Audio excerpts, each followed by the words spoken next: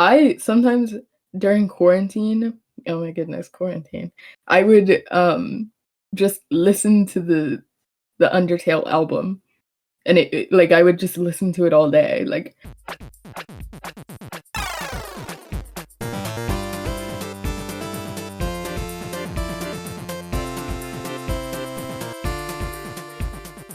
hi, welcome to the podcast. I'm Joycelyn, your player one, and today in the house we've got Undertale by Toby Fox. It's been a long time coming, obviously. The what entire like 47 episodes or something crazy. Uh, really, we should have done this game like at the very beginning, but we have Undertale today by Toby Fox. One of my inspirations personally, Toby Fox is just as a musician mostly, but also as a game dev. Very cool. Um, Undertale is a single player 2D RPG game. It's a short premise. I feel like most people know what Undertale is, but welcome to Undertale. In this RPG, you control a human who falls underground into the world of monsters.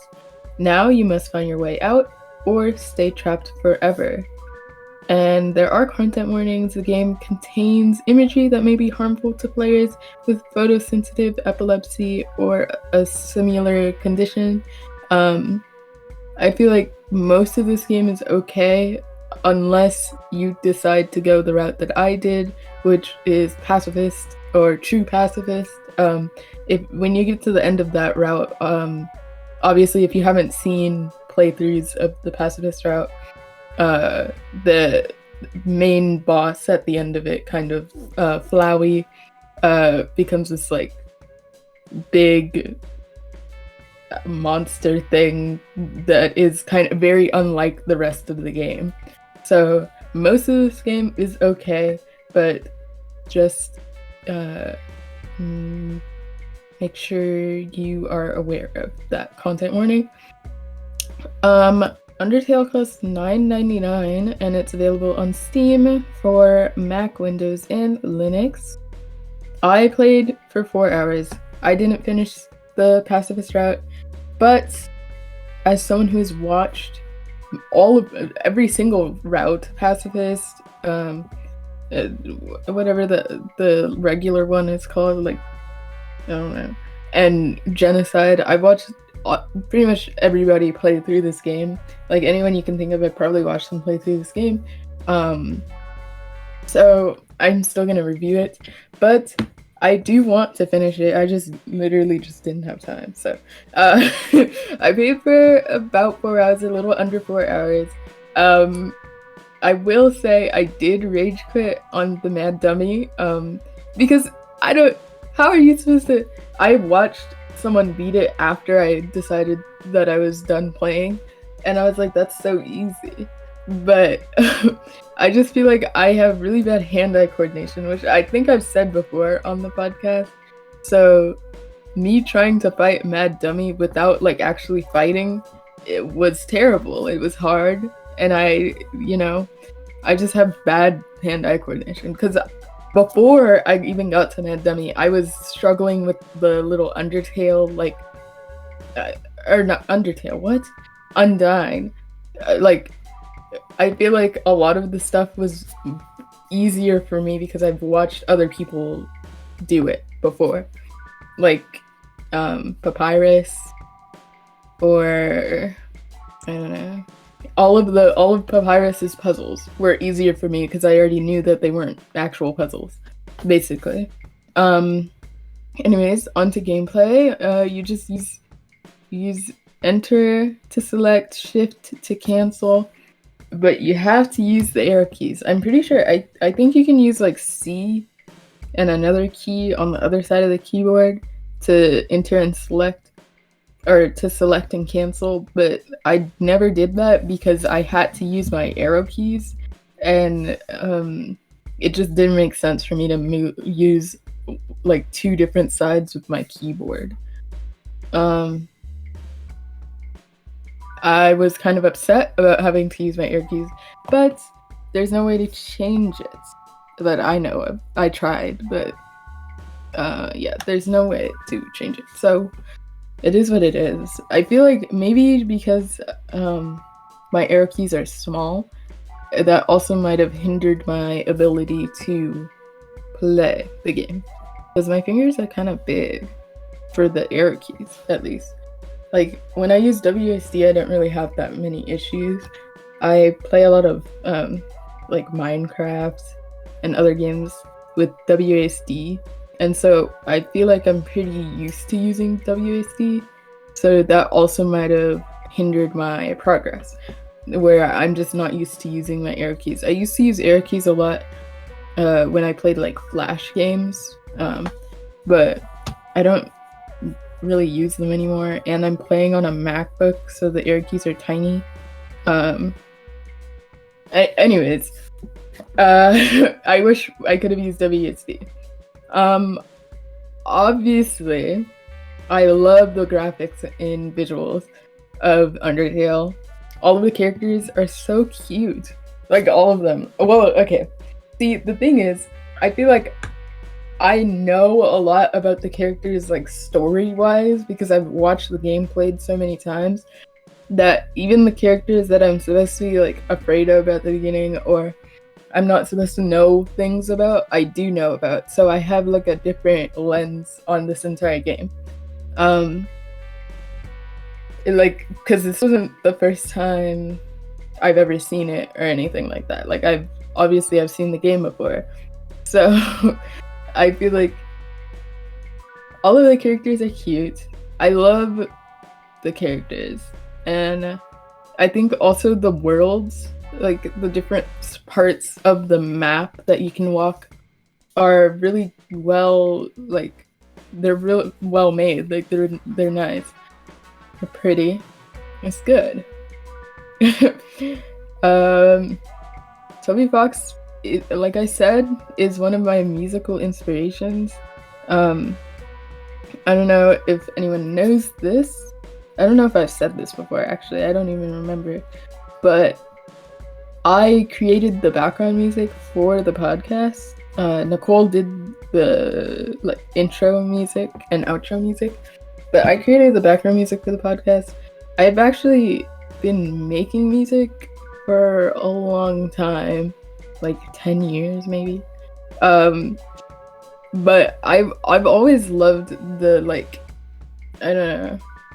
Toby Fox does so much. Like, he made, like, jazz, and then he made, like, 8-bit, like, arcade music for, like, all just for this game.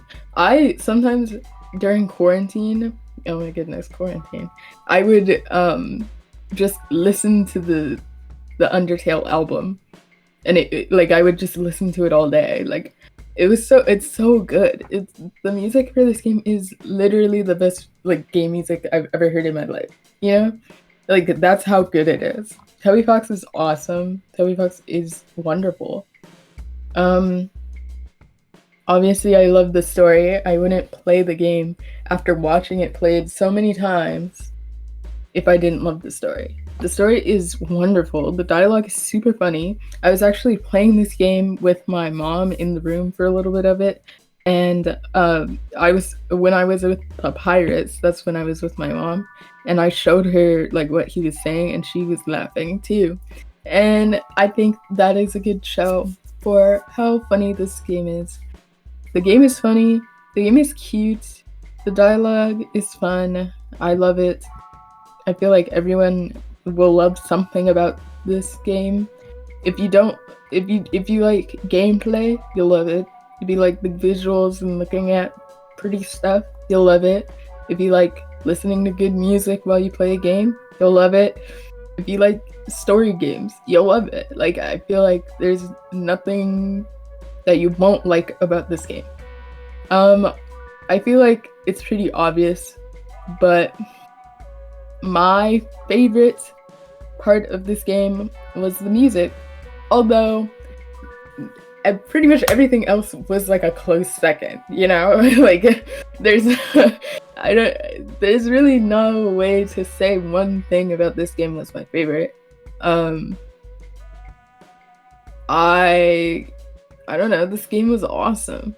And it's so multi-layered. Like, you can be into so many different things and like this game, because like if you're into like theorizing and stuff and coming up with backstories to different things in video games, there's like a whole community for that online for this game, because this game is so deep.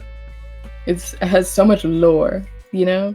But then if you're not into that, you can just play the game and it's just as fun. But yeah, I feel like it's kind of obvious I don't have a least favorite thing. I already talked about rage quitting at Undyne. I don't even know how it was so hard for me. I feel like most of it was like just me not really realizing that I don't know, it was so many times though. It was so bad. I was stuck on it for like a good 20 minutes. Like, it was bad. Anyways, would I recommend this game? Yes, obviously. I think I've already said I think everyone should at least try Undertale once. It's a great game, great story, great music, the visuals are great. And I mean, for me specifically, I feel like for a lot of a lot of people my age, or around my age, a little younger maybe, that like grew up watching like their favorite YouTubers play this game and like watching this game grow like into what it is now. It kind of brings up a lot of like nostalgia for me, because like I didn't even play the game and I still understand its depth, and like I understand why people feel the way they feel about this game. And I feel like I always have. Like, it's a great game. It truly is wonderful. But yeah, I feel like maybe it's obvious that I'm gonna give this game a 10 out of 10 tokens. I feel like, is that my second 10 out of 10 ever? I have to go back. Maybe I feel like I've only given one other game a 10 out of 10. I don't think I don't give out 10 out of 10s, but Undertale deserves it. So, also, on our Indie House Instagram, today, 1 hour after this podcast comes out, we will have a Q&A session. I won't be answering the questions directly on the Instagram. They will be answered in an anniversary episode. So, yeah. And it will be reposted next week as well. Also 1 hour after the podcast comes out. So, yeah. Throw your questions in there.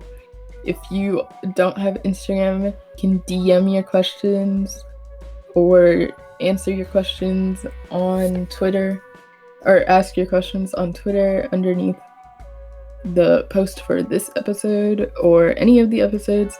If you tweet at Indie House, any way you want to ask your questions, just do it.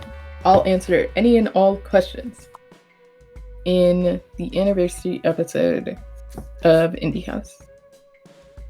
But yeah, thank you guys for listening to this episode of Indie House. Sorry, I completely forgot that was the announcement I needed to make.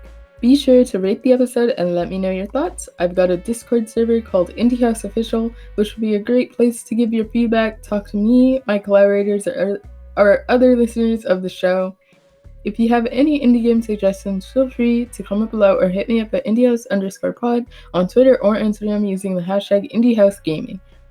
And if you would like to support the podcast and get some cool extra content, you can find the Patreon in the card.